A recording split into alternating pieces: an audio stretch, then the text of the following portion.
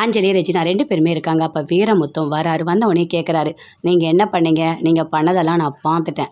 நீங்கள் மேலேருந்து water bottle போட்டோடனே அந்த தனம் அப்படியே மயக்கம் அடிச்சிட்டு அப்படியே கூட்டிகிட்டு வந்து இங்கே உட்கார வச்சிட்டீங்க. எதுக்காக நீங்கள் இப்படிலாம் பண்ணிகிட்ருக்கீங்க? நல்ல வேலை நான் உங்கள் பக்கம் இருக்கிறதுனால இதெல்லாம் நான் பெருசாக தெரியல. ஆமாம், இந்த தனத்தை எதுக்காக இப்படி பண்ணிகிட்ருக்கீங்க?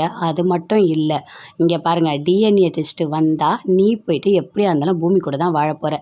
நீ எதுக்காக இப்படிலாம் பண்ணிகிட்ருக்கா அப்படின்னு சொல்லிட்டு பயங்கர கோவமாக வீரமுத்து கேட்டுட்ருக்காரு. இல்லை அங்கிள், அதெல்லாம் ஒன்றும் இல்லை. எதுவாக இருந்தாலும் நீங்கள் என் பக்கம் தானே இருப்பீங்க அப்படின்னு சொல்லிட்டு அஞ்சலி கேட்குறாங்க. அதெல்லாம் நான் உன் பக்கம் தான் இருப்பேன் அப்படின்னு சொல்லிட்டு அங்கேருந்து வீரமுத்து போகிறாரு. ரொம்ப சந்தோஷமாக பீச்சில் அப்படியே நின்றுட்டுருக்காங்க. பார்க்குறாங்க, பீச்செல்லாம் பார்க்குறாங்க. ஒரு கொடை வச்சுட்டு முத்தழகு, பூமி 2 பேருமே உட்காந்துட்ருக்காங்க.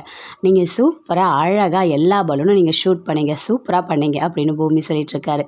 அப்படியே முத்தழகு சிரிச்சிட்ருக்காங்க. எனக்கும் உங்கள் கூட வாழணும்னு ஆசை தான், ஆனால் இந்த மாதிரி பிரச்சனையாக இருக்கே, இந்த பிரச்சனை எல்லாமே சரியானதானே அப்படின்னு சொல்லிட்டு முத்தழகு சொல்கிறாங்க. இங்கே பாருங்கள், கண்டிப்பாக அந்த பிரச்சனை எல்லாமே சரியாயிடும்.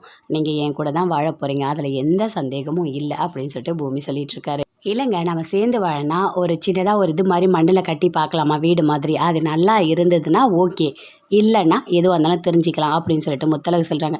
எதுக்காக முத்தழகு நீங்கள் இப்படிலாம் பண்ணிகிட்ருக்கீங்க? நம்ம பேர் எழுதி வச்சாலே போதும் அப்படின்னு சொல்லிட்டு பூமி சொல்லிகிட்ருக்காரு.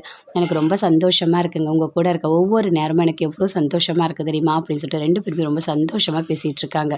அமுதன், ஸ்வேதா 2 பேருமே பீச்சில் விளையாடிட்டு இருக்காங்க. ஜாலியாக விளையாடிட்டு இருக்காங்க, சந்தோஷமாக விளையாடிட்டு இருக்காங்க. அப்போது அமுதன் அப்படியே வராரு. உடனே ஸ்வேதா கொச்சிக்கிட்டாங்க. நான் போகிறேன் அப்படின்னு சொல்கிறாங்க. நீங்கள் தான் என்னை திட்டினீங்கல்ல அப்படின்னு சொல்லிட்டு. என்ன ஸ்வேதா இப்படிலாம் பண்ணிகிட்ருக்கீங்க? நான் போய் உங்களை திட்டுவேனா? உங்ககிட்ட நான் மன்னிப்பெல்லாம் கேட்டுட்டேன். இங்கே பாருங்கள் ஸ்வேதா, நீங்கள் மட்டும் போனீங்க, நான் இப்படியே கடலில் பின்னாடியே அப்படியே போயிடுவேன். என்ன அமுதன், என்னை மிரட்டுறீங்களா? நீங்கள் போயிடுவீங்களா அப்படின்னு சொல்லிட்டு ஸ்வேதா சொல்கிறாங்க. கண்டிப்பாக நான் போயிடுவேன் அப்படின்னு சொல்லிட்டு அப்படியே நிற்கிறாரு. அப்போ ஒரு பொண்ணு போகுது, இங்கே வாங்க உங்ககிட்ட நான் பேசணும் அப்படின்னு சொல்லிட்டு அமுதன் கூப்பிட்டு பேசுகிறாரு. அதை பார்த்தோன்னே ஸ்வேதாவுக்கு பயங்கரமாக கோவம் வருது. அந்த பொண்ணுக்கிட்ட போய், மா நீ போமா, ஏன் அமுதன் இப்படிலாம் பண்ணிகிட்ருக்கீங்க? எதுக்காக நீங்கள் இப்படிலாம் பண்ணுறீங்க அப்படின்னு சொல்லிட்டு ஸ்வேதா கேட்குறாங்க. ஆமாம், நீங்கள் என் கூட பேசணும், என் கூட சந்தோஷமாக இருக்கணும். நீங்கள் தான் என் கூட சண்டை போட்டுகிட்டே இருக்கீங்களா, அதனால தான் நான் இப்படிலாம் பண்ணிகிட்ருக்கேன் அப்படின்னு சொல்லிட்டு அமுதன் சொல்கிறாரு. சரி சரி சரி, நீங்கள் எதுவுமே பண்ண வேண்டாம், நான் உங்கள் கூட பேசுகிறேன் சரிங்களா, கொஞ்சம் அமைதியாக இருங்க அப்படின்னு சொல்லிட்டு ஸ்வேதா சொல்லிகிட்ருக்காங்க. 2 பேருமே சேர்ந்து சந்தோஷமாக பீச்சில் விளையாடிட்டு இருக்காங்க. தானே அப்படியே கண்ணு முழிக்கிறாங்க. அஞ்சலி பார்க்குறாங்க. பார்த்த உடனே சொல்கிறாங்க, பாத்தியா, ஐயோ அவள் கண்ணு முழிக்கிறா அப்படின்னு சொல்லிட்டு. கண்ணு முழித்த உடனே அப்படியே பார்க்குறாங்க. என்ன தனம், என்ன உன் பையனுக்கு எங்களால் ஆபத்துன்னு சொன்னோம், அப்போ கூட நீ கேட்கவே இல்லை, உண்மையை போய் இது அப்படியே பேச்சுக்கிட்டு சொல்கிறதுக்காக வந்திருக்க அப்படின்னு சொல்லிட்டு ரெஜினா சொல்கிறாங்க. இங்கே பாருங்கள், என் குழந்தை இப்போ இங்கே இல்லை, ஏலகிரியில் இருக்குது, அதனால் என் குழந்தைக்கு எந்த ஆபத்தும் இல்லை அப்படின்னு சொல்கிறாங்க. என்ன, உன் குழந்தை ஏலகிரியில் இருந்தால் எந்த ஆபத்தும் வராதா? நாங்கள் இங்கே இருக்கோம்ல, அங்கங்கே ஆள் வச்சு எல்லா ஆபத்தையும் கொடுப்போம், உன் குழந்தை எங்கே இருந்தாலும் நாங்கள் கொன்னுடுவோம் அப்படின்னு சொல்லிட்டு அஞ்சலி சொல்கிறாங்க. அப்படியே தானம் எதுவுமே பேசவே இல்லை.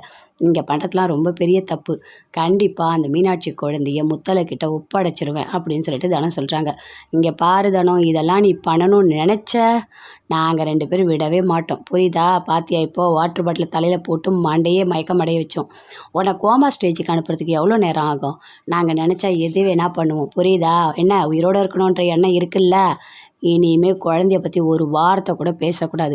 நீ பேசணும்னு நினச்ச, நீயும் இருக்க மாட்ட, உன் குழந்தையும் உயிரோடு இருக்க மாட்டாங்க அப்படின்னு சொல்லிட்டு